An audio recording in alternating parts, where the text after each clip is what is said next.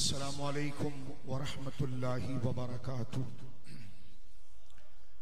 Rabbi इश्रह ली सदरी वयस्सिर ली अमरी वहलुल उक़दतम मिन लिसानी यफ़क़हू क़ौली।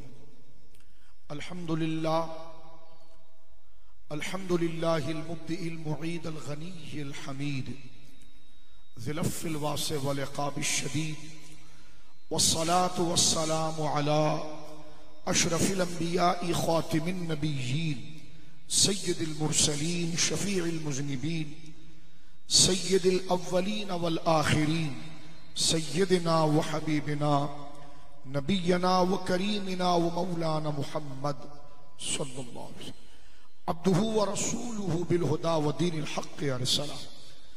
अम्मा बादु फ़अऊज़ु बिल्लाहि मिनश शैतानिर रजीम। बिस्मिल्लाहिर रहमानिर रहीम। मा काना मुहम्मदुन अबा अहदिम मिर रिजालिकुम वलाकिन रसूलुल्लाहि व ख़ातमन नबिय्यीन व काना अल्लाहु बिकुल्लि शैइन अलीमा। आमन्तु बिल्लाहि सदक़ल्लाहुल अज़ीम। बिबरकति इन्नल्लाह व मलाइकतहु युसल्लूना अलन नबी या अय्युहल्लज़ीना आमनू सल्लु अलैहि व सल्लिमू तस्लीमा। कोई जुबान खामोश न रहे, आहिस्ता से पढ़ लें लेकिन मोहब्बत से पढ़ें, जिस दुरूद पाक से दिलों में आका अलैहिस्सलातु वस्सलाम की मोहब्बत का वलवला पैदा हो। मोहब्बत से दुरूद पाक। अल्लाहुम्मा सल्लि अला सय्यिदना व मौलाना मुहम्मदिन तिब्बिल क़ुलूबि व दवाइहा व आफ़ियतिल अबदानि व शिफ़ाइहा व नूरिल अबसारि व ज़ियाइहा व अला आलिहि व सहबिही व बारिक व सल्लिम सलातन व सलामन अलैका या रसूल अल्लाह। कुल्लुहुम मिन रसूलिल्लाहि मुल्तमिसुन गरफ़म मिनल बहरि और अशफ़म मिनद दियबी मुनज़्ज़हुन अन शरीकिन फ़ी महासिनिही फ़जौहरुल हुस्न फ़ीहि गैरु मुनक़सिबी। सुम्मा रिदा नबी बकरिन व अन उमरा व अन अलीय्यिन व अन उस्मान ज़िल करमी। मौलाया सल्लि व सल्लिम दाइमन सरमदा अला हबीबिका खैरिल खल्क़ि कुल्लिहिमी। फ़त्ह बाबे नबूवत पे बेहद दुरूद, ख़त्म दौरे रिसालत पे लाखों सलाम। जिस सुहानी घड़ी चमका तैबा का चांद, उस दिल अफरोज साअत पे लाखों सलाम। उनके मौला के उन पे करोड़ों दुरूद, उनके अस्हाब व इतरत पे लाखों सलाम। एक मेरा ही रहमत पे दावा नहीं, शाह की सारी उम्मत पे लाखों सलाम। अल्लाह की हम्द व सना नबी मोहतरम सल्लल्लाहु अलैहि वसल्लम की बारगाह मुक़द्दसा में इंतहाई मोहब्बत व अक़ीदत से दुरूद सलाम पेश करने के बाद तमाम तारीफ अल्लाह वहदहु ला शरीक के लिए है। आज का ये मुक़द्दस इज्तिमा मेरे और आपके आका हरे हरे गुंबद में आराम फरमाने वाले अल्लाह रब्बुल आलमीन जल्ल मजदहू के नाइब मुतलक खलीफा आज़म सय्यदुल अव्वलीन वल आखिरीन जनाब रसूल मुकर्रम सल्लल्लाहु अलैहि वसल्लम के जिक्र और आपके मिलाद शरीफ और आपके बयान फ़ज़ाइल की इंतहाई बुजुर्ग और मुक़द्दस महफिल का इनेकाद हुआ। अल्लाह रब्बुल आलमीन इस जिक्र की बरक़ात से हम तमाम को बहरमंद फरमाए। बानी ने जलसा जिन्होंने आका अलैहिस्सलातु वस्सलाम के जिक्र और तारीफ और मकाम से आशनाई और आगाही दिलाने के लिए जो ये बज़्म सजाई, अल्लाह रब्बुल आलमीन हमारे इन भाइयों को बेबहा बरकतें और सादतें अता फरमाए। दीन के लिए वक्त दिया, माल दिया और आने वाली उम्मत को दीन का बुनियादी काज हुजूर सैयद आलम की ज़ात की तारुफ और आपकी मारिफत के लिए ये तदरीसी ये कुरान और सुन्नत का इज्तिमा रखा। अल्लाह रब्बुल आलमीन हमारे इन भाइयों के माल में, इल्म में, उम्र में बरकतें सादतें अता फरमाए। मेरे दोस्तों बुजुर्गों, मिलादुन नबी सल्लल्लाहु अलैहि वसल्लम का उन्वान, जाहिर सी बात है कोई भी महफिल, कोई भी बज़्म, कोई भी तकरीब जब मुनक्किद होती है उसका कोई ना कोई टाइटल होता है, कोई मौजू होता है, कोई सब्जेक्ट होता है। वो टाइटल और सब्जेक्ट को देखकर हम ये अंदाजा लगा सकते हैं कि ये महफिल किस लिए मुनक्किद की गई है। मसलन अक्सर हमारी मसाजिद में दरवाजों के ऊपर एक इश्तिहार आवेजा होता है, दरस फ़िक़्ह। तो बच्चा भी इस बात को समझता है, हाँ शायद इमाम साहब फलां वक्त में दरस फ़िक़्ह का उन्वान इसलिए दिया है कि नमाज के मसाइल जिक्र फरमाएंगे, रोजे के मसाइल जिक्र फरमाएंगे, आदाब जिंदगी को जिक्र फरमाएंगे। तो जिस तरह उन्वान होता है वैसे बंदा मजमून को समझ लेता है। आज अगर इस महफिल का उन्वान मिलादुन नबी सल्लल्लाहु अलैहि वसल्लम है तो ये उन्वान खुद इस बात की तरफ इशारा है, अच्छा मिलादुन नबी की महफिल है, अच्छा तो कुरान और सुन्नत में अल्लाह रब्बुल आलमीन ने अपने महबूब का जो मर्तबा, जो इज्जत, जो मकाम अल्लाह ने जनाब रसूलुल्लाह सल्लल्लाहु अलैहि वसल्लम को अता फरमाया, अजीम खानदान अता फरमाया, खुल्क़े हसना पर आपको फाइज फरमाया, नबूवत का सिलसिला आप पर खत्म फरमाया, कायनात में बनाए जाने में सबसे पहले आपको बनाया और कायनात में सबसे बुजुर्ग और बरगुज़ीदा जमात और मुकद्दस जमात अंबिया उनका सरबरा, सरदार और सरखेल बनाया। तो ये मफहूम खुद ब खुद हमारे जहनों के अंदर उस वक्त पैदा हो जाता है कि जब हम मिलादुन नबी लिखा हुआ इश्तिहार पर देखते हैं। तो मिलादुन नबी का माना भी यही है, यानी इसका शरई कॉन्सेप्ट भी यही है कि वक्त निकालकर अपनी हंगामाए जिंदगी से ईमान के तकाजे के तहत हम अपने नबी पाक सल्लल्लाहु अलैहि वसल्लम के हवाले से बुनियादी मालूमात और आगाही हासिल करें, ताकि कलमे के साथ साथ जो बातें कलमे का तकाजा है रिसालत के हवाले से वो हमारे इल्म में आए, आपका मकाम आए, आपका मर्तबा आए, आपकी शान आए। लेकिन शर्त यह कि वो बातें आए कुरान और सुन्नत से सही मजबूत दलाइल और रेफरेंस के साथ। तो ऐसी मुकद्दस, ऐसी मुबारक फिक्र की महफिल के जिसमें जाते मुस्तफ़ा सल्लल्लाहु अलैहि वसल्लम के मकाम को जाना जाए, समझा जाए कुरान की आयात से और नबी पाक की सही अहादीस से, तो इस महफिल को महफिल मिलाद कहते हैं। इससे आपके जहनों में इसकी शरई तारीफ वाज़े हो चुकी होगी। तो जब इतना मुकद्दस जिक्र है तो यकीनन ये शरन जायज है। अगर ये जायज नहीं है तो फिर कौन सा जिक्र जायज है कि जो अकीदे और ईमान जनाब रसूलुल्लाह की अजमत और शान को सुनने के लिए जरूरी और लाजिम है। एक बात, ये तो मैंने सिर्फ बच्चों के लिए, जो स्कूल के बच्चे, कॉलेज के बच्चे, मदरसे के नौजवान तलबा बैठे हैं, उनको सिर्फ आगाही दिलाने के लिए कि इस जलसे का पर्पस क्या है, मकसद क्या है। कोई और मकसद नहीं, इसका कोई दुनियावी मकसद नहीं। मकसद यह है कि हमने ईमान बिल गैब लाया है और हुजूर की वजह से लाया है। हमने ना जन्नत देखी, ना दोज़ख देखी, ना अल्लाह को देखा, ना कुरान को उतरता हुआ देखा। ये सारी बातें मैंने और आपने रसूलुल्लाह की गवाही से मानी है। तो हमारा अब गवाही किसी की कबूल करके इनविजिबल चीज गैब पर ईमान लाना, इसके लिए जरूरत है कि जिस जात से कबूल की जा रही है उस जात पर यकीन कामिल होना चाहिए। इतनी बड़ी बात तो जब हम उनके कहने पर कबूल करेंगे। हुजूर सैयद आलम ने फरमाया जन्नत है, हमने कहा ईमान ले आए। हुजूर ने फरमाया अल्लाह है, हम ईमान ले आए। हुजूर ने फरमाया अल्लाह एक है, हम ईमान ले आए। हुजूर ने फरमाया अल्लाह के सारे नबियों पर ईमान लाना, हम ईमान ले आए। हमारे पास हुजूर के अलावा कोई जरिया नहीं है कि हमने ना जन्नत को देखा, ना लियाज़ुबिल्लाह दोज़ख को देखा, ना खुदा को देखा, ना उस हकीकत को जाना। मेरे बुजुर्गों दोस्तों, इसके लिए वास्ता, दलील, गवाही सिर्फ हुजूर की है। तो लिहाजा जो हमने जाना बिल्कुल दुरुस्त जाना, इस वक्ती जिंदगी का सबसे अहम काम जाना। अब कहीं शैतान या नफ्स या हालात हमारे जहनों से इस मुबारक अकीदे, सच्ची बात को मिटा न दे। इसके लिए जरूरी है कि जिसके जरिए माना है उस पर भरोसा कामिल होना चाहिए, और वो जनाब रसूलुल्लाह की जात है। और वो भरोसा जब कामिल होगा जब हमें उनकी कदर पता चलेगी, उनका मकाम पता चलेगा, उनका रुतबा पता चलेगा, तब बंदा कहेगा कि वाह ये हस्ती ये मुबारका है, तो अब मेरी निगाहों में जचता नहीं कोई, जैसे मेरे आका ऐसा नहीं कोई। तो ये बहुत बुनियादी खिदमत मिलादुन नबी के उन्वान से होती है। ये तो मैंने सिर्फ इसका टाइटल क्लियर करने के लिए, कल को अगर आपको कोई पूछे कि मिलादुन नबी की बज़म रखी थी तो ये मिलाद का टाइटल क्या है, तो मिलाद का टाइटल हुजूर सैयद आलम से मुतल्लिक फजाइल और वो जरूरी बातें जानना है कि जो हुजूर की रिसालत का तकाजा है। हुजूर का खानदान मुबारक कैसा था, सरकार का मर्तबा, अल्लाह ने आपको क्या मर्तबा और मकाम अता फरमाया। अगर हम कलमा पढ़ें और हुजूर का मर्तबा जो कुरान में अल्लाह ने बयान किया है हमें पता ना हो, तो बहुत मुमकिन है कि नादानी में हम बड़ी किसी बात का इनकार कर जाएं, और जब इनकार कर जाएं तो फिर ये तो ईमान चला गया।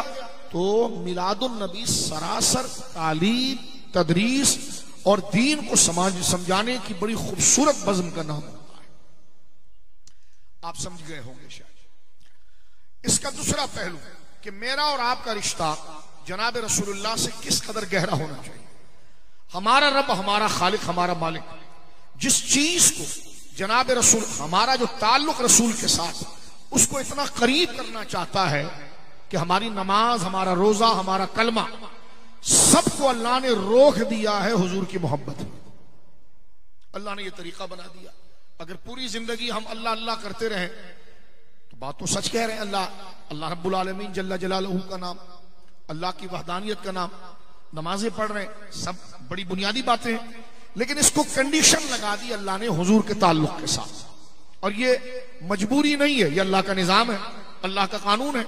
अल्लाह ने फरमा दिया, हबीब कह दो, कुल इन कुंतुम तुहिब्बून अल्लाह, जो लोग जमीन पर नेक काम करके इस बात का दावा कर रहे हैं और इस बात का ऐलान कर रहे हैं, वो ऐलान कितना पाकीज़ा है, वो बात कितनी सच्ची है कि तुहिब्बून अल्लाह, कि हम अल्लाह से मोहब्बत करते हैं।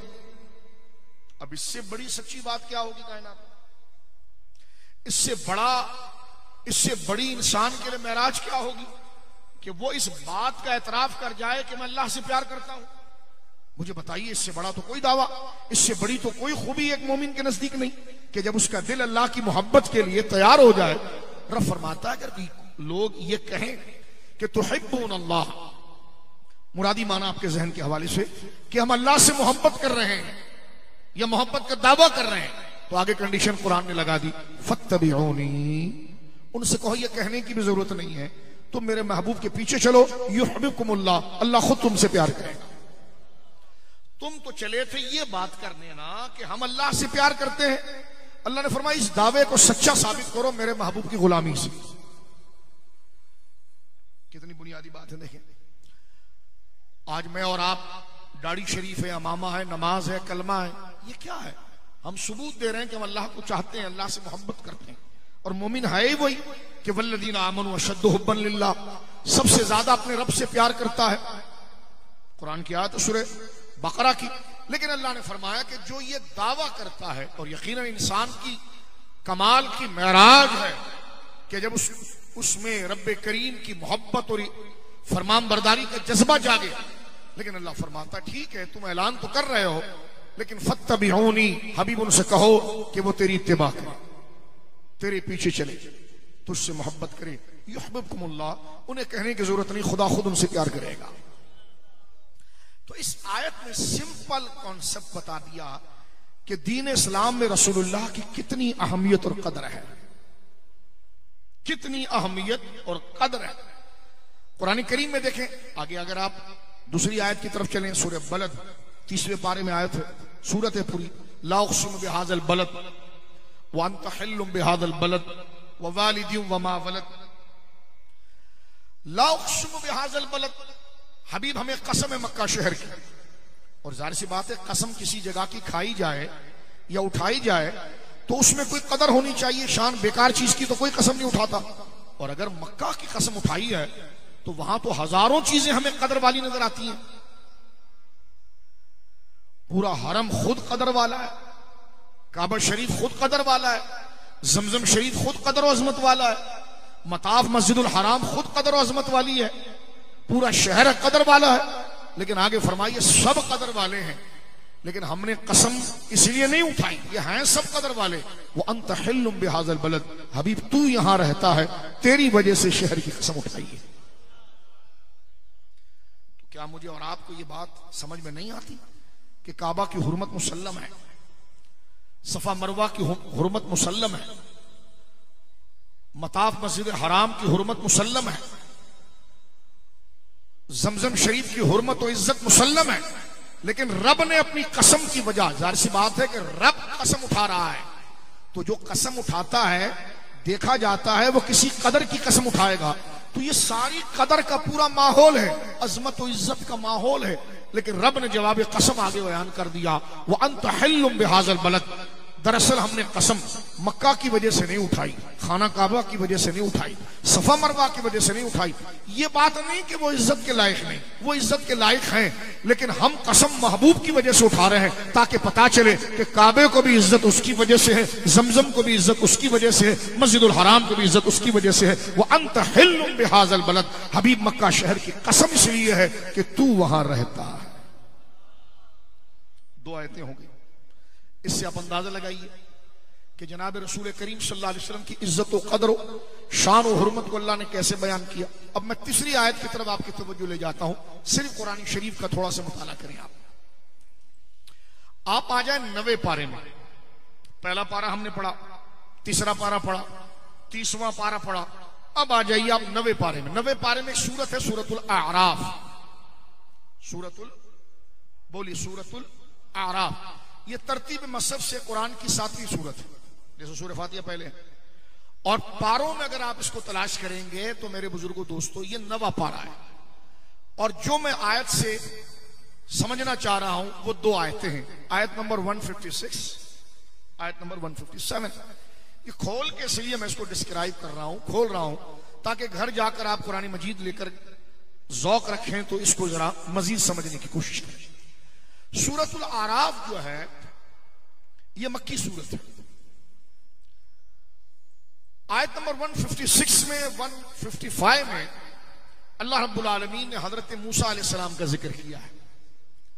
और एक बात जो बच्चे बैठे हैं, बुजुर्ग बैठे हैं, बताना चाहता हूं, कुरान करीम में सबसे ज्यादा किस्सा और कुरान करीम में सबसे ज्यादा जिक्र जिस नबी का आया है वो हजरत मूसा अलैहिस्सलाम।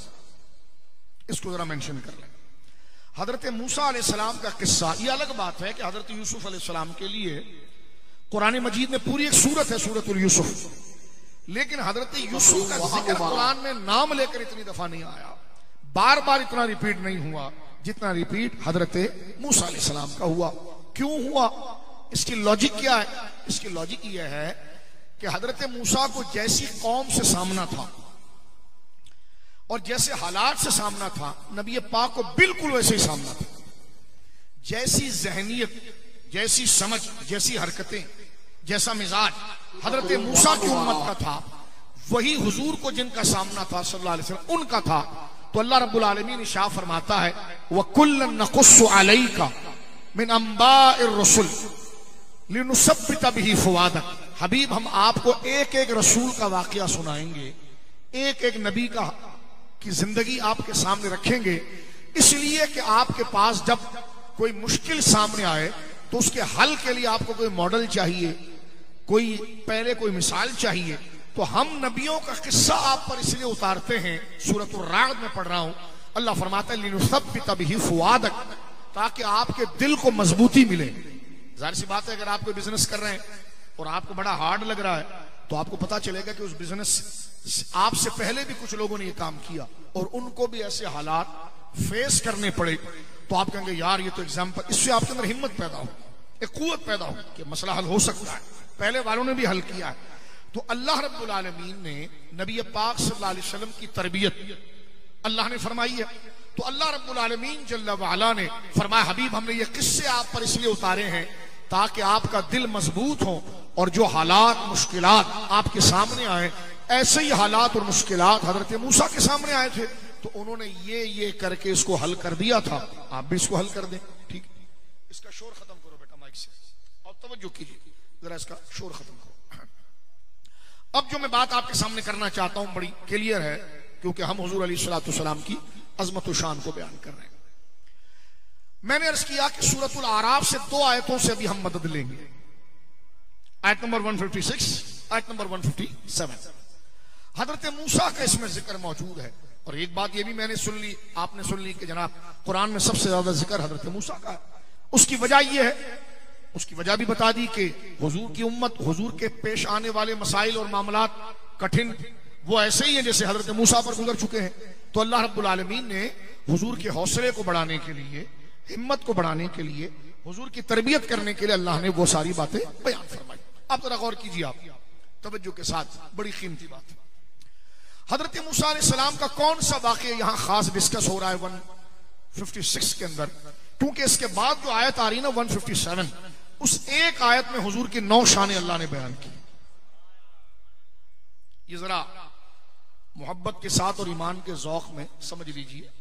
एक आयत, मैं सूरत की बात नहीं कर रहा, एक सूरत में तो कई आयत होती हैं, लेकिन एक आयत हुजूर की शान को अल्लाह रब्बुल आलमीन ने एक आयत में हुजूर के 9 दर्जे अल्लाह ने बयान किए। और इसमें तो कोई दो बात नहीं, वो दर्जे अल्लाह नहीं दिए, इसमें तो कोई इनकार नहीं करेगा। वो दर्जे भी अल्लाह ने दिए, नबी पाक सल्लल्लाहु अलैहि वसल्लम को पैदा भी अल्लाह ने किया, रिसालत भी अल्लाह ने दी, ये 9 दर्जे भी अल्लाह ने दिए, लेकिन कमाल ये कि बयान भी अल्लाह करता है। इससे हुजूर की हैसियत को समझिए आप सल्लल्लाहु अलैहि वसल्लम, इससे हुजूर अलैहिस्सलाम का मकाम समझिए कि बंदे और रब के दरमियान अल्लाह ने उनको दरमियान में कितना बड़ा दर्जा दिया है। जिस तरह मैंने अभी नमाज, रोजा, ज़कात की बात की है कि ये अच्छी चीजें, लेकिन रब ने फरमाया पहले इसकी गुलामी इख्तियार। कलमा तो बहुत अच्छा, ला इलाहा इल्लल्लाह बिल्कुल हक है, लेकिन ये बोली है सिर्फ, ये हम कबूल जब करेंगे जब इसके साथ रंग हमारे महबूब की मोहब्बत का चढ़ेगा। तो ये अल्लाह ने पाबंद किया, तो लिहाजा हमें चाहिए राइट लेफ्ट जाने के बजाय स्ट्रेट कुरानी पर चले, कुरानी के मसाइल को लेकर चलें।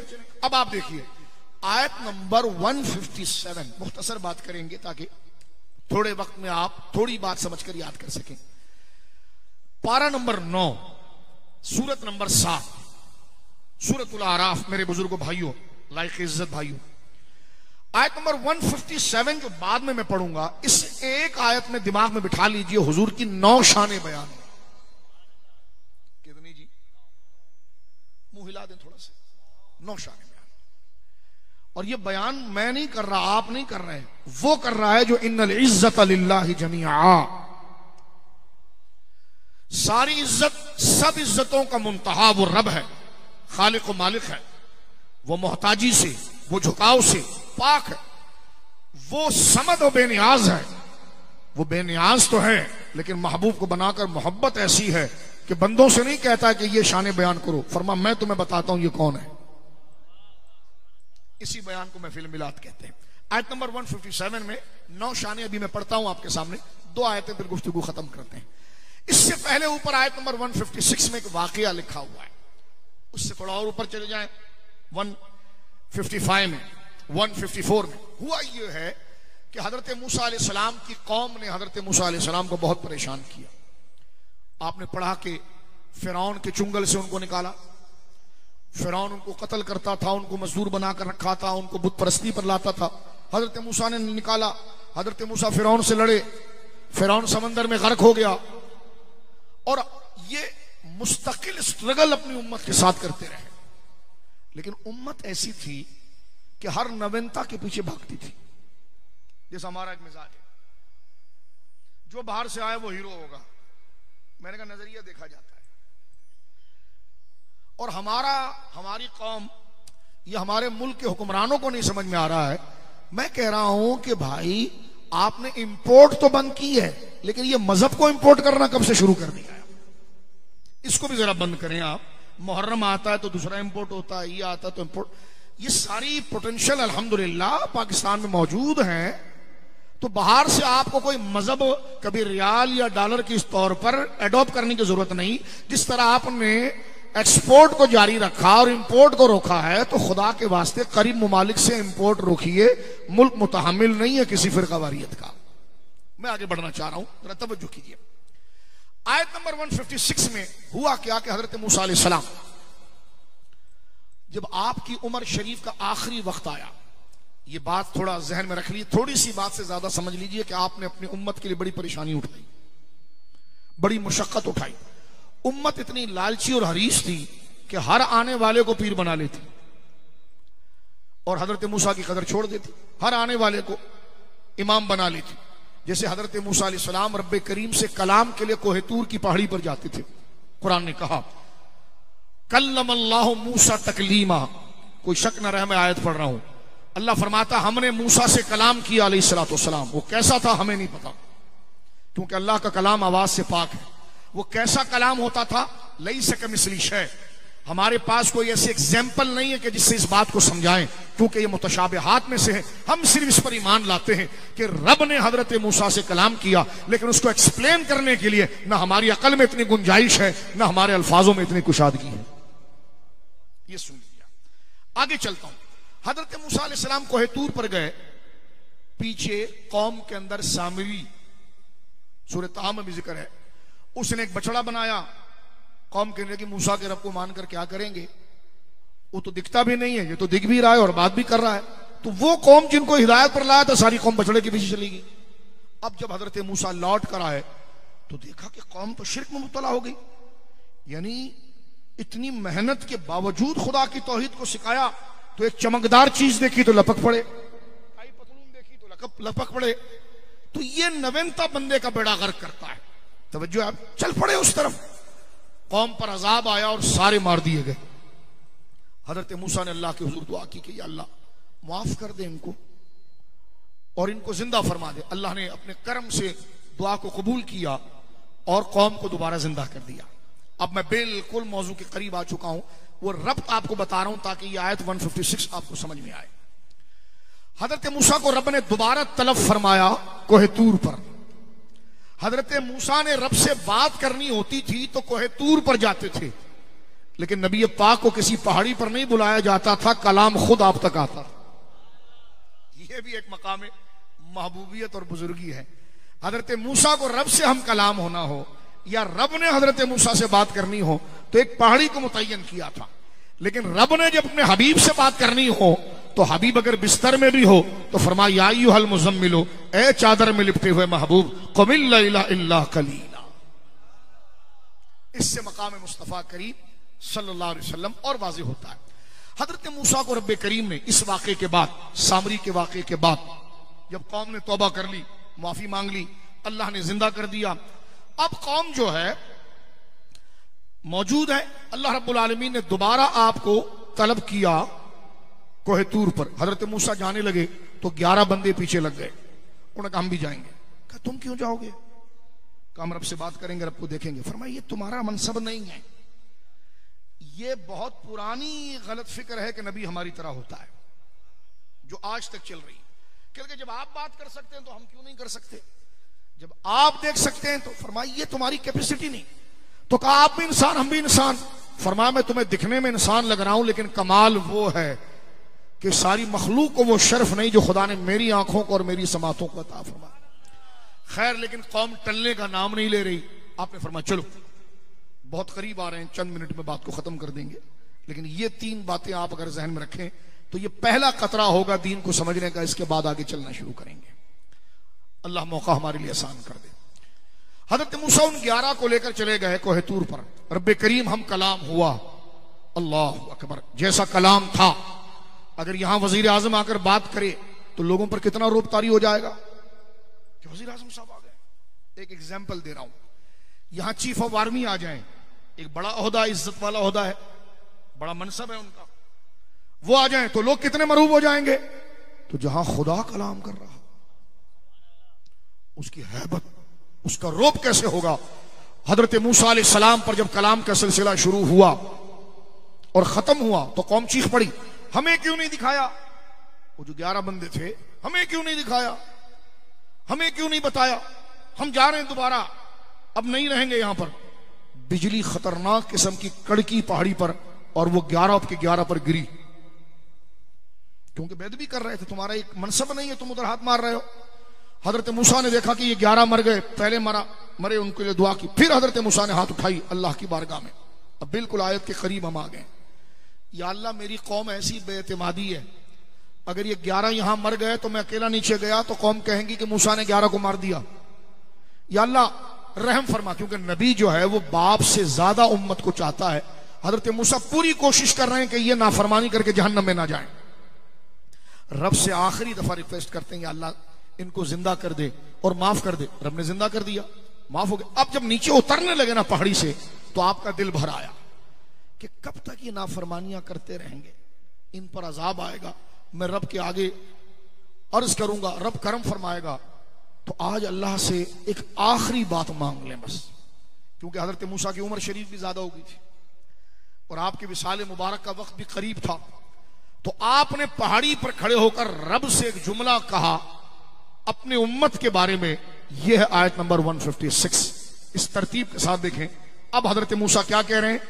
जो कोहे तूर पर रब से कलाम किया था, अल्लाह ने उस बात को कलाम में उतारा आयत नंबर 156 में।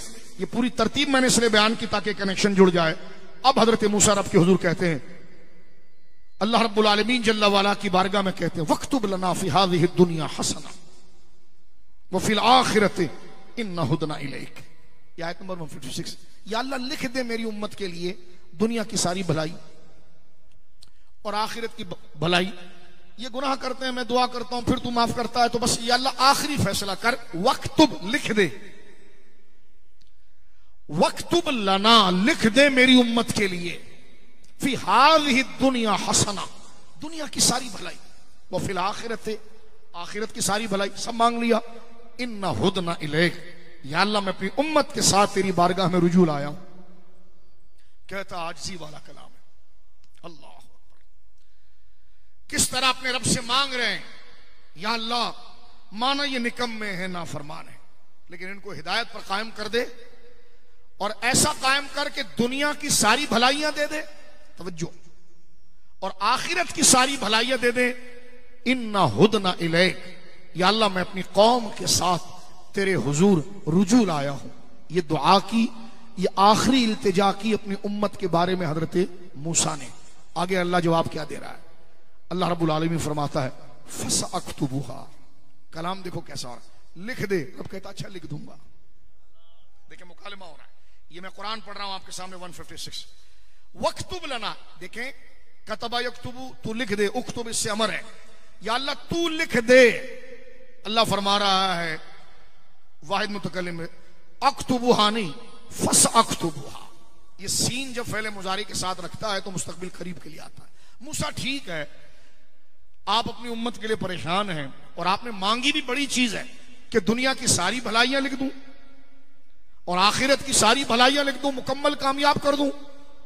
तो ये मूसा सुनो, फसअक्तुबुहा, बिल्कुल लिख दूंगा, दुनिया की भी सारी भलाइयां लिख दूंगा, आखिरत की भी सारी भलाइयां लिख दूंगा, लेकिन हर एक के लिए नहीं लिखूंगा। लिल्लज़ीना, उनके लिए लिखूंगा, यत्तकूना, जो गुनाह से बचेंगे, वयूतून ज़काता, और ज़कात अदा करेंगे, वहुम बि आयातिना युमिनून, और मेरी निशानियों पर ईमान लाएंगे।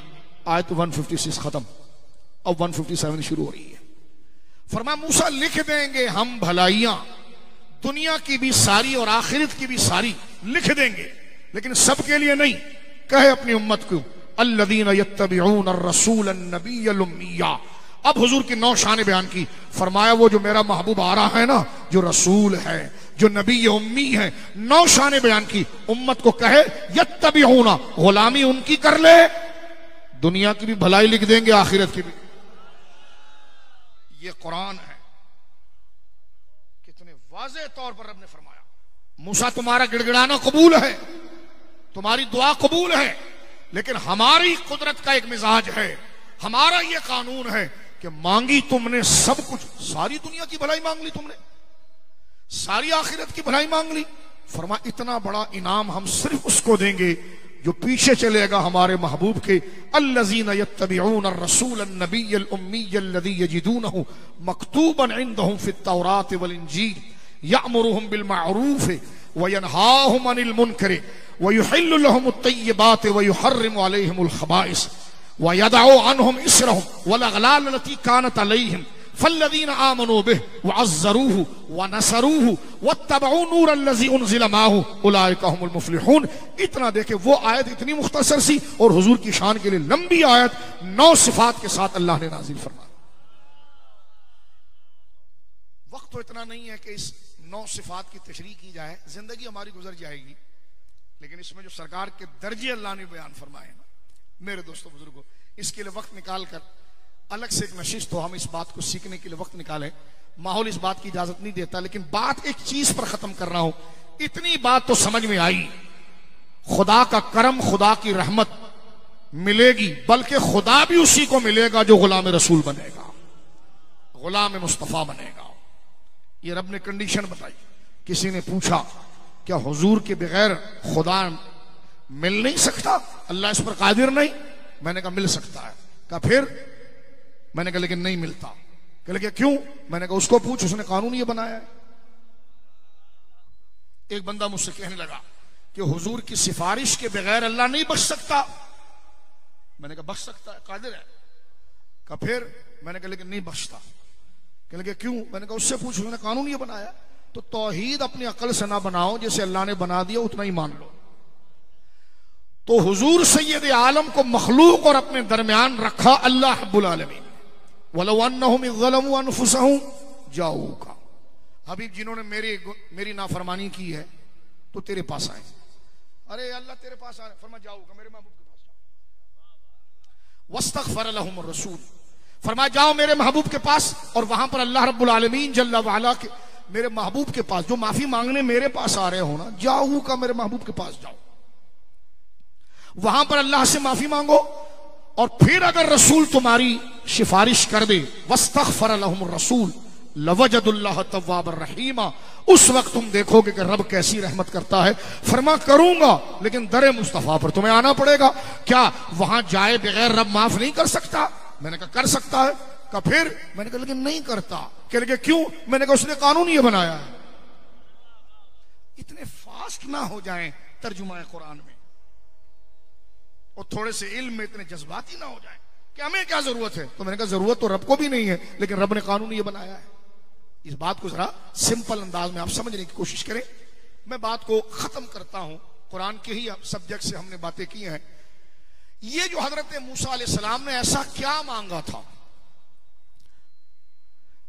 ये जो हजरत मूसा कह रहे हैं वक्तुब लना फी हाज़िहि दुनिया हसना व फिल आखिरति हसन व फिल आखिरति इन्ना हुदना इलैक, दुनिया की सारी भलाई दे दे और आखिरत की। मैं रुजू लाया हूं, उलमा ने इस पर लिखा कि ये क्या चीज थी कि हजरत मूसा ने इस लफ्ज के अंदर कुछ चीज छुपा के मांगी है। इसमें कुछ जरूरी चीजें छुपी हुई हैं। फिर दुनिया हसना, क्योंकि ये आखिरी दुआ है हजरत मूसा की, और सब कुछ मांग रहे हैं। पहले दुआ करते थे तो रब फौरन कहता था ये काम हो गया जाओ, लेकिन आज रब कह रहा है कि नहीं, ये मेरे महबूब की गुलामी के साथ जाओ। ये उधर क्यों बढ़ाया जा रहा है? और मांग रहा है अल्लाह का नबी कलीम। तो जिस लफ्ज से मांग रहा है उस लफ्ज के अंदर वुसअत कितनी है, उसके अंदर कितने कमालात हैं कि दुनिया की सारी भलाई, फिर दुनिया हसना व फिल आखिरत, आखिरत की भलाई। इसके बारे में मुफस्सिरीन ने दो बात की है। फरमा दुनिया की भलाई तो यह है कि उनके ऊपर अहकाम बहुत सख्त थे। अगर उनके कपड़े नापाक हो जाते तो कपड़ा काटने का हुक्म था। उनके बदन पर अगर कोई निजासत लग जाती तो छुरी से चमड़ी निकाली जाती। ये मुफस्सिरीन ने लिखा है। उनके लिए नमाज के लिए एक जगह बनी हुई थी, फर्ज कीजिए मलीर में, और बंदा चला गया हब चुकी, और नमाज का टाइम हुआ तो वो आएगा मलीर, उस जगह पर आएगा जहां मुसल्ला है। अगर नहीं पहुंचा तो अजाब, पहुंचना पड़ेगा उसे। और हुजूर वो है तो फरमाया जुइलत लिल अर्दु मस्जिदन व तुहूरा, मेरे लिए अल्लाह ने सारी जमीन को पाक और मस्जिद बना दिया है। मेरी मस्जिद, मेरी उम्मती जहां नमाज पढ़े। तो उन पर वो जो हजरत मूसा ने दुनिया की भलाई मांगी थी, मेरे बुजुर्गों दोस्तों, सिर्फ उसकी तशरीह चंद मिनट में करके बात खत्म करता हूं ताकि आयत का एक बुनियादी मगज़ हमें समझ में आ जाए। ये तो समझ में आ गया कि बगैर उनके वास्ते कि खुदा कुछ अता करे, हाशा गलत गलत, ये हवस बेबसर की है। हुजूर के बगैर, ताल्लुक के बगैर कुछ अल्लाह अता करे नहीं करेगा। का रब मजबूर है? मैंने कहा आप गलत मतलब ले रहे हैं। ये मजबूरी नहीं है, ये महबूबी और उसका दस्तूर और कानून है। आप जरा ज्यादा आगे बढ़ रहे हैं, ऐसा ना करें। ये अल्लाह रब्बुल आलमीन जल्ला वाला ने जनाब रसूलुल्लाह सल्लल्लाहु अलैहि वसल्लम को जो अजमत व मकाम दिया है उसको आप समझो। बार बार मैं ये रिपीट कर रहा हूं। मुझसे एक बंदे ने सवाल किया, कयामत के दिन अल्लाह रब्बुल आलमीन हुजूर की शफाअत के बगैर बख्शने पर कादिर है? मैंने कहा बिल्कुल अल्लाह कादिर व मालिक है, वो तो मोहताज नहीं है। बिल्कुल हुजूर की शफाअत के बगैर वो बख्शने पर कादिर है। जरा दिमाग खोल के मेरा जुमला सुनिए और इससे बहुत कुछ समझने की कोशिश कीजिए। सवाल हुआ कि कयामत के दिन जब तक रसूलुल्लाह शफाअत नहीं करेंगे खुदा नहीं बख्शेगा, तो क्या अल्लाह रब्बुल आलमीन इस ताल्लुक का मोहताज हो गया, माज़अल्लाह मजबूर हो गया? कि अल्लाह हुजूर के ताल्लुक और सिफारिश के बगैर बंदे को बख्शने पर कादिर नहीं। मैंने कहा तौबा तौबा तौबा, कादिर है। कहा फिर? मैंने कहा लेकिन नहीं बख्शता। कह लगे क्यों? मैंने कहा उसको पूछो, उसने कानून ऐसा बनाया है।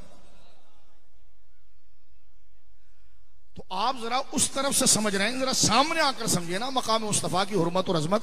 और जब आप अल्लाह ही की कुदरत को मानने के इतने शौकीन हैं तो उसी अल्लाह ने तो रुतबा हुजूर को अता फरमाया है। अच्छा, बात को समेट देते हैं। दुनिया की भलाइयां मेरे बुजुर्गों दोस्तों क्या थी? उनकी शरीयत बहुत सख्त थी। नमाज उनको एक जगह पढ़नी है, तवज्जो से जरा सुनिए, जल्दी समझेंगे तो बात मुख्तसर होगी। चेहरे पर अजनबियत ना लाइएगा। उनकी शरीयत के अहकाम बहुत मुश्किल थे, पाकी नापाकी के अहकाम बड़े मुश्किल थे।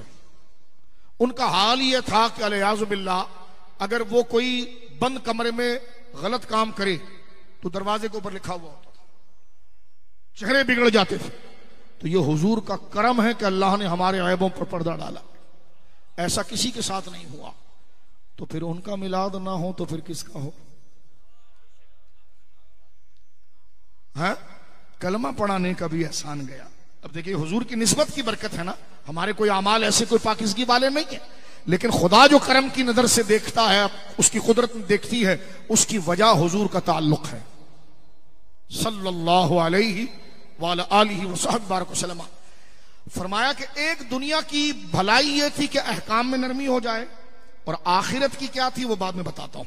लेकिन कुरान ने ये जो आयत 157 में हुजूर की शान बयान की है ना, उसमें एक लफ्ज आगे बयान किया है, वयदउ अन्हुम इसरहुम। मूसा, अपनी उम्मत के सर से जो तू शदीद शरीयत के सख्त हुक्म का बोझ उतारना चाहता है तो वो तू नहीं उतारेगा, वो जो मेरा महबूब आ रहा है ना, वयदउ, वो मुस्तफा उतारेगा। अन्हुम, सारे इंसानों से, इसरहुम, उनका बोझ। ये रब ने हुजूर की शान बयान की। अल्लज़ीना यत्तबिऊन अर्रसूल अन्नबिय्यल उम्मिय्य अल्लज़ी यजिदूनहु मक्तूबन इंदहुम फित तौरात वल इंजील यअमुरुहुम बिल मारूफ व यनहाहुम अनिल मुनकर व युहिल्लु लहुम अत-तय्यिबात व युहर्रिमु अलैहिमुल खबाइस। आगे क्या? व यदउ अन्हुम इसरहुम। वो मेरा मुस्तफा है जो तेरी उम्मत से बोझ उतारेगा, बोझ उतारेगा। व यदउ, तो कौन उतारेगा? हुजूर उतारेंगे। तो मैंने ये कहा कि हुजूर मुश्किलों का बोझ उतारते हैं, तो कहते ये ना करो, ये ना कहो हुजूर। मैंने कहा मेरा बोझ हुजूर ने उतार दिया। कह लगे ये कैसे कह सकते हैं आप? तो मैंने कहा कुरान तो कहता है कि नबी बोझ उतारता है। अगर मेरा यह कहना जायज नहीं है कि नबी ने मेरी मुश्किल टाल दी, अगर यह मना है, तो फिर यह कहना कि नबी मुश्किल टालता है, यह कहना कैसे जायज होगा? मसलन गौर करें आप, हजरत ईसा के लिए एक जुमला कुरान कहता है सूरह आल इमरान में। हजरत ईसा अलैहिस्सलाम ने अपनी कौम को कहा था, वो उबरिहुल अकमहा, मैं मां के पेट से जो अंधे पैदा हुए हैं, बरा यबरो का माना होता है शिफा देना, और ये वाहिद मुतकल्लिम है। वो उबरियो, मैं शिफा देता हूं मां के पेट से जो अंधे पैदा हुए हैं उनको, और जो कोड़ के मर्ज में आए उनको अल्लाह के हुक्म से। यानी हजरत ईसा क्या कह रहे हैं? मैं शिफा देता हूं। उबरियो, उबरियो का फाइल यहां जाते इलाही नहीं है, हजरत ईसा अलैहिस्सलाम। व उबरिहुल अकमहा वल अबरसा व उहयिल मौता बिइज़्निल्लाह, मैं शिफा देता हूं मां के पेट से अंधे जो पैदा हो गए उनको, और जो कोड़ के मर्ज में आ गए उनको, और मैं मुर्दे जिलाता हूं अल्लाह के हुक्म से। तो इस आयत में क्या है? हजरत ईसा कह रहे हैं मैं शिफा देता हूं। तो मैंने कहा मैं नबी से शिफा लेता हूं। नबी शिफा देते हैं? ना ये ना कहिए। तो मैंने कहा नबी शिफा देते हैं ये नहीं कहना चाहिए, मैं ये कह रहा हूं मैं नबी से शिफा लेता हूं। कहते ये नहीं लेना कहना चाहिए। तो मैंने कहा ये कह सकते हैं कि नबी शिफा देता है? कहां, ये तो कुरान में है। तो मैंने कहा अजीब मंतिक है, जब नबी ये कहे कि मैं शिफा देता हूं, ये तौहीद है, तो मैं ये कहूं कि मैं नबी से शिफा लेता हूं, तो ये शिर्क कैसे हो सकता है? भाई रोकना तो वहां से रोको ना। नहीं समझे आप? सिंपल कॉन्सेप्ट है। कहते नहीं वो तो अल्लाह के हुक्म से देता है। तो मैंने कहा यही तो मुसलमान कहते हैं कि अल्लाह के इज़्न से हुजूर सैयद आलम शिफा भी देते हैं, मदद भी फरमाते हैं अल्लाह के इज़्न से, क्योंकि वो तो कुरान कह रहा है ना कि वयदउ अन्हुम इसरहुम, मेरा ये मुस्तफा उनके ऊपर से बोझ उतारेगा। इसर, अलिफ स्वाद रा, ये इसर का माना होता है वजन, बोझ। बोझ के लफ्ज की दूसरी ताबीर होती है मुश्किल। तो माना क्या होगा? वह यदाओ अनहुम इसरहुम, वो उनकी मुश्किलों को टालता है, वो उनकी मुश्किलों को टालेगा। ये रब कह रहा है ये मेरा मुस्तफा उनकी मुश्किलों को टालेगा। तो मैं अगर इसमें कहूं नबी मुश्किलों को टाल देता है अल्लाह के इज़्न से, कि लेकिन नहीं कह सकते आप। मैंने कहा वो नबी मुश्किल टाल देते हैं, हाँ ये तो कुरान में है। मैंने कहा जब नबी अल्लाह ये कहे कि मेरा नबी मुश्किलों को टालेगा, तो मैं ये कहूं कि अल्लाह के इज़्न से नबी मुश्किल को टालता है, तो ये शिर्क कैसे हो सकता है? आप दोनों जुमला मिलाइए ना, थोड़ा गुस्सा नहीं, थोड़ा मोहब्बत से दोनों बातों को मिलाइए ना। ये शिर्क पता नहीं कहां से घुस आया। अगर ये मांगने में शिर्क है तो उनका देना शिर्क नहीं है। वो भाई जब देगा तो फिर तो मांगना पड़ेगा। अगर मांगने वाला कोई नहीं है तो फिर देने का फायदा क्या है? और जब देने वाला है तो फिर मांगने वाले तो आएंगे। तो थोड़ा लॉजिकल समझिए, जब देना अल्लाह के इज़्न से तो मांगना भी अल्लाह के इज़्न से। बात को खत्म करता हूं। तो अल्लाह ने फरमाया मूसा अलैहिस्सलाम तेरी उम्मत के लिए जो आसान अहकाम होंगे वो मैंने इख्तियार अपने महबूब को दिया है। वयदओ अनहुम इसरहुम, कुरान सुनिए, असल नात ये है वयदओ अनहुम इसरहुम, वो बोझ उतारेगा तेरी उम्मत का। वल अगलाल लती कानत अलैहिम, ये जो सख्ती का फंदा उनके गलों में है खोलेगा वो, यानी खोलूंगा मैं, खुलवाऊंगा मुस्तफा के हाथ से, टालूंगा मैं लेकिन उतरवाऊंगा मुस्तफा के हाथ से। तो लिहाजा ये मकाम हुजूर का जिक्र किया गया। ये थी वो चीज जो दुनिया की भलाई थी। और आप जरा दिल थाम के बैठिए, आखिरी बात, वो आखिरत की भलाई क्या थी? वो ये थी कि हजरत मूसा ने रब से कहा या अल्लाह मेरी उम्मत सख्त से सख्त मेहनत करती है, वहां से मीलों चल कर आकर एक जगह नमाज पढ़ रही है। जैसे मैंने बताया था उनके लिए नमाज की एक जगह खास कर दी गई थी। अब उससे 1 किलोमीटर दूर हो तब भी उधर आना है, 100 किलोमीटर, इससे सरोकार नहीं है। जब नमाज का टाइम होगा आपने उसी डेस्टिनेशन पर, उसी मंजिल पर, उसी सेंटर पर पहुंचना है। हमारी तरह नहीं है कि मस्जिद में नहीं तो कहीं भी पाक जमीन पर, ये वो सहूलत उनको नहीं थी। और मुझे और आपको क्यों है, हम कोई बहुत ज्यादा समझदार है? नहीं, ये सदका गुलामी रसूल का है। यही महफिल मिलाद है जिसमें यह एहसास उठाया जाए और बताया जाए। बात खत्म हो रही है मेरे बड़े बुजुर्गों, भाइयों, इतना वक्त आपने दिया है। मैंने एक चिंगारी अपने दिल में और आपके दिल में लगाई है ताकि हम कुरान को उठाकर मकाम मुस्तफा को देखें कि रब किस तरह कमाल बयान करता है कि रब है मोती, ये है कासिम, रिस्क उसका है खिलाते। मेरे दोस्तों बुजुर्गों, आखिरत की भलाई क्या है? दुनिया की तो मैंने मुख्तसरन बहुत बंद करके, तफसीरों में तो कई 100 सफ़े इस पर लिखे गए हैं, लेकिन आखिरत की भलाई क्या है? आखिरत की भलाई ये है कि हजरत मूसा ने कहा या अल्लाह मेरी उम्मत के लिए तहारत का मसला इतना सख्त है, उससे वो बचकर कहीं दूर भी हो तो जल्दी जल्दी नमाज के टाइम पर पहुंचकर करते हैं। तो कितनी मुशक्कत होती है इबादत में। हमारे तो घर के पास मस्जिद है, घर में नमाज भी पढ़ लेते हैं, लेकिन नहीं पढ़ रहे, अलियाज़ुबिल्लाह, अल्लाह माफ फरमाए। और ये बहुत बड़ी बदबख्ती है, इस इनाम की नाशुक्री है कि इबादत और नमाज ना पढ़ना। और उनके लिए यह है कि इस जगह पर अगर मुसल्ला बिछ गया है तो वो जितना दूर जाएंगे उस टाइम पर वहां पहुंचेंगे, नहीं पहुंचेंगे तो बंदर और खिंजीर बनाए जाएंगे। ये कुरान कहता है। मुझे बताओ तो जो बंदा मीलों दूर, 1-2 मिनट की बात है बस, जरा तवज्जो हाजिर रखना, जो बंदा मीलों दूर जाकर फिर भागकर नमाज के टाइम पर पहुंचे वो कितना थकेगा? बोलिए, वो कितना परेशान होगा। और उनके लिए ये नहीं कि सर्दी के अंदर गर्म पानी इस्तेमाल करो, फरमा एक ही तरस का पानी इस्तेमाल होगा। अब मुझे बताए इतनी मुशक्कत उस इबादत में, लेकिन अजर कितना है? 1। ये जो हजरत मूसा कह रहे हैं ना, फिल आखिरत, आखिरत की भलाई लिख। हजरत मूसा ये चाह रहे हैं कि या अल्लाह जब मेरी उम्मत शरीयत पर अमल करने के लिए इतनी मुश्किलों के बाद आती है और उस इबादत में इतनी परेशानियां और मुश्किल उठाकर अंजाम देती है, तो इनके अजर को बढ़ाना, इनके 1 गुने को 10 गुना कर दे, 10 को 700 कर दे। तो अल्लाह ने रोक दिया, फरमाना ये मेरे महबूब की उम्मत के लिए है। फरमाया ये तो तवज्जो, हिलजुल नहीं करना, ये तो तेरी उम्मत है जो इतना लंबा सफर करके मुशक्कतें उठाकर इबादत करे, तब भी उसे एक ही नेकी दें।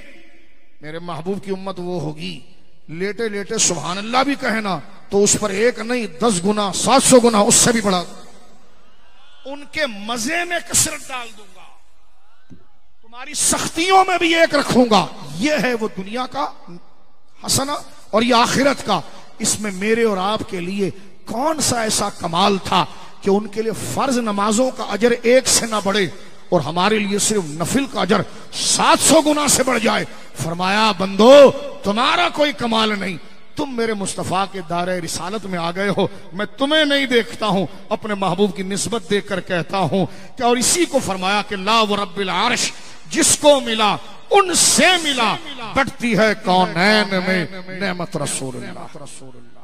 तो हमने थोड़े से वक्त में 3-4 जगह से कुरान करीम से मुताला किया और बहुत से भाइयों के नजदीक ये बात नहीं होगी, जो सुनी इसको पुख्ता करें, और जिनके नजदीक ये बात पुरानी है तो इस पर गौर व फिक्र करें। इसमें इतनी गहराई है, जितना समझते चले जाओगे उतना हुजूर सैयद आलम के मुती और फरमान बरदार बनोगे और उनके ताजीम करने वाले बनोगे, और जितना उनकी ताजीम करने वाले बनोगे उतना रब की नजर के अंदर तुम महबूब बनोगे और तुम्हारी इबादतें कामिल हो जाएगी। हक फरमाया कि दिल है वो दिल जो तेरी याद से मामूर रहा, सर है वो सर जो तेरे कदमों पे कुर्बान किया। अल्लाह इस जिक्र को कबूल फरमाए। जो आयात पढ़ी गई है इसके इनाम अल्लाह इस जमीन पर उतारे, हमारे दिलों पर उतारे, हमारी रूहों पर उतारे, हमारी तबीयतों को अल्लाह शरीयत की बगावत से बचाए और इबादतों का ज़ौक़ दे। नमाज़े इबादत की सख्तियां ना हो, अल्लाह उसे आसान कर दे। सख्ती और नफरत अगर हो तो फिर गुनाह से हो। या अल्लाह गुनाह के काम हमारे नजदीक बिल्कुल मकरूह और घिन वाले बना दे और तेरे पसंद के काम तेरे महबूब के सदक़े हमारे लिए इंतहाई आसान और सहल कर दे, ताकि हम फर्क कर सकें कि मूसा अलैहिस्सलाम की कौम के लिए क्या था और बिन मांगे जनाब रसूल मुकर्रम सल्लल्लाहु अलैहि वसल्लम की अजमत व शान के लिए क्या है।